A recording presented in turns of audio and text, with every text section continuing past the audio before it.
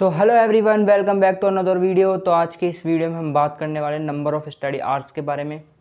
तो number of study hours के बारे में दो तीन मिसकंसेप्शन होते हैं स्टूडेंट्स के कि हमें कितने घंटे पढ़ना चाहिए। कोई भी एग्ज़ाम की प्रिपरेशन के टाइम पे क्या 4 घंटे पढ़ना सही है, क्या 6 घंटे पढ़ना सही है, क्या 8 घंटे पढ़ना सही है। तो सबसे मेन चीज़ होती है जो जनरली अधिकतर लोग बात करते हैं उस चीज़ के बारे में कि आपको आपका टास्क यानी गोल बनाना चाहिए और डे टू डे टास्क को कंप्लीट करते जाओ और आपकी सारी चीज़ें ऑटोमेटिकली सॉल्व होती जाएंगी। बट एक्चुअल में जब मैं मेरी जेई की प्रिपरेशन कर रहा था तो मैंने इस चीज़ को फॉलो नहीं किया था। मैं जनरली क्या करता था कि मैं जितनी देर पढ़ता था उसको अपनी डायरी में नोट कर लेता था। मैं भाई 3 घंटे पढ़ा सुबह, फिर दोपहर में 4 घंटे पढ़ा और शाम को इतना पढ़ा, तो मैं नोट ज़रूर करता था। तो जो मैंने फ़ील किया नोट करने को लेकर के, और टास्क रिलेटेड पढ़ाई तो खैर मैंने की नहीं थी, तो टास्क के बारे में मैं इतना ही कहना चाहूँगा कि अगर आप डेली टास्क कंप्लीट करते जाते हो तो अपना टास्क लिखो, उसको कंप्लीट करो, टिक मारो, आपको एक कॉन्फिडेंस ज़रूर मिलेगा। एंड बट आपने जितना कंप्लीट करते जा रहे हो सिलेबस एंड रिवीजन करते जा रहे हो तो आपको उसका आइडिया ज़रूर होना चाहिए कि हमने इतना काम कर चुके हैं। एक तो ये चीज़ होगी टास्क वाली।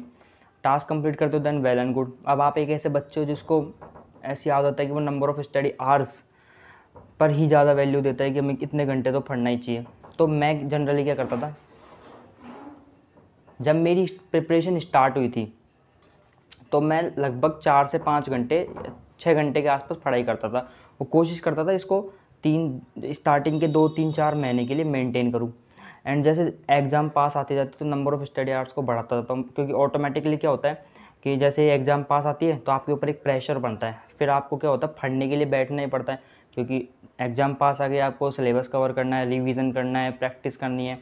तो इसके लिए आप ऑटोमेटिक पढ़ने लग जाते हो। लेकिन सबसे मेजर प्रॉब्लम आती है जब आपके एग्ज़ाम अभी काफ़ी मान लो कि लेट सपोज 4 से 5 महीने बाद है, तो उस टाइम पर अपने आप को मेंटेन करने के लिए तो आप कैसे नंबर ऑफ़ स्टडी आवर्स को एक डिसेंट लेवल तक मेंटेन कर सकते हो। लेट सपोज 5 से 6 घंटे आप दिन में कैसे पढ़ सकते हो, या फिर 7 से 8 घंटे कैसे पढ़ सकते हो। तो उसके लिए जो मैंने अपने लिए टैक्टिक्स इस्तेमाल करी थी कि मैं हर 3 दिन बाद मॉक टेस्ट देता था।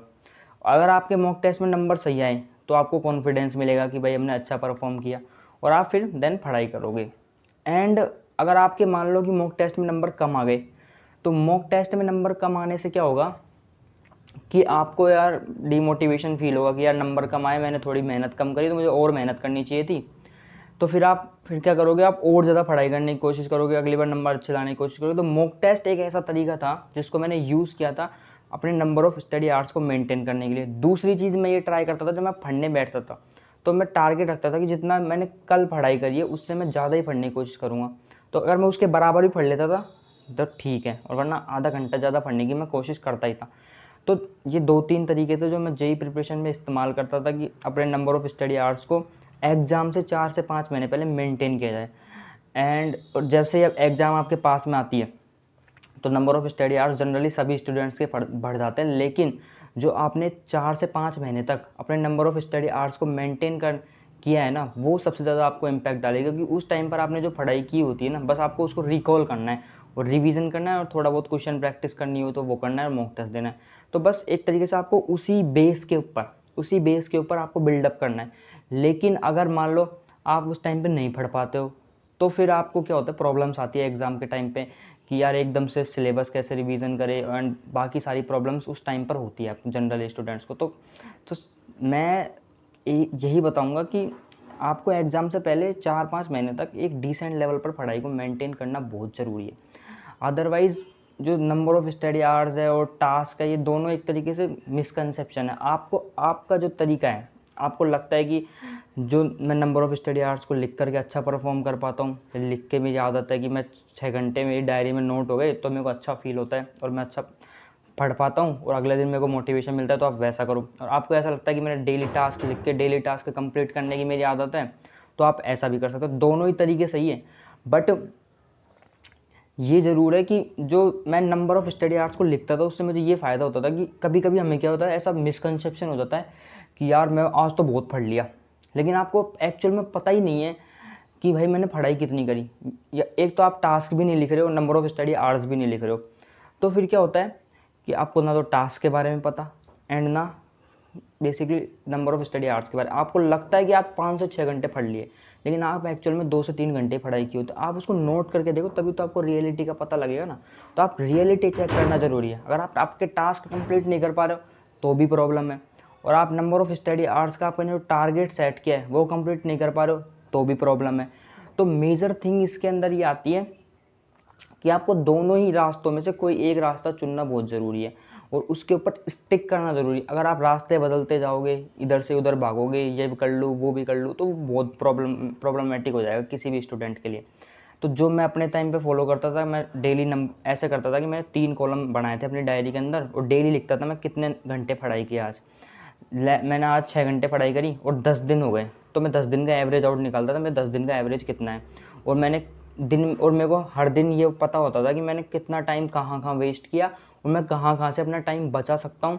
तो नंबर ऑफ स्टडी आवर्स को लिखने का ये बहुत बड़ा फ़ायदा होता है। आपके दिमाग में चलता है कि यार मैंने सुबह इतनी देर पढ़ाई करी, मैं वहाँ पे आधा घंटा बचा सकता था, एंड दोपहर में मैंने ऐसे ऐसे पढ़ाई करी, यहाँ पे मेरा टाइम वेस्ट हो गया, और शाम को मैं थोड़ा और पढ़ाई के आवर्स बढ़ा सकता हूँ। तो आपको एक पूरा ओवरऑल पूरे दिन का आइडिया लग जाता है, और आपको एक पता भी लग जाता है कि रियलिटी में कि आपने कितने घंटे एक्चुअल में पढ़ाई की है। ऐसा नहीं होता है उसमें कि ये किसी से आप झूठ बोल रहे हो, ये आपका रियलिटी चेक है, और ये आपको खुद को पता होना चाहिए। ये तो नंबर ऑफ स्टडी आवर्स के बारे में। टास्क के बारे में, आपने टास्क को लिया कि मुझे 2 चैप्टर ख़त्म करने हैं और यही मेरा टारगेट है आज का, तो आपने 2 चैप्टर को ढंग से ख़त्म किया, ये सबसे बड़ी चीज़ है। अब आपने ऐसे हवा में नोट्स पढ़ के उड़ा दिया तो वो एक बहुत गड़बड़ चीज़ हो जाएगी आपके लिए।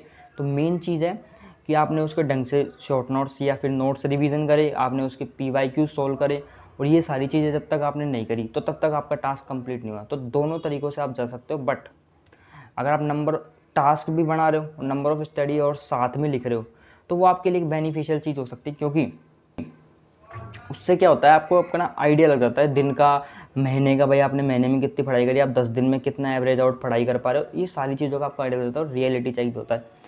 So number of study hours के बारे में बस इतना ही है, और ज़्यादा तो कुछ कहना नहीं चाहूँगा मैं इसके बारे में, क्योंकि इसके बारे में जितना सोचो ना, वो एक तरीके से आपको ट्रैप में डालता रहता है। फिर आप डेली बैठ के सोचते रहोगे 2 से 3 मिनट तक, यार क्या करूँ, ऐसे करूँ वैसे करूँ। तो ज़्यादा सोचना नहीं है, जस्ट अपने एक प्रोसेस बनाओ और उसको लगातार फॉलो करते जाओ, और पेशेंटली जितना काम डेली मिलता है आपको उतना करते जाओ। डेफिनेटली आप एग्ज़ाम को क्रैक कर ही लोगे, क्योंकि यही तरीका है एग्ज़ाम क्रैक करने के लिए। सबसे ज़रूरी होता है पेशेंस, और रास्ते में जो भी मुश्किलें आएंगी आपको उनको सामना करना ही पड़ेगा, और जो फुल मोटिवेशन के साथ, चाहे आपके टेस्ट में कम नंबर आ रहे हों, चाहे आपको और कोई तरीके की प्रॉब्लम हो, चाहे आप पढ़ नहीं पा रहे हो या किसी चैप्टर में वीकनेस हो, तो सारी प्रॉब्लम्स आपको खुद से बैठ के सॉल्व करनी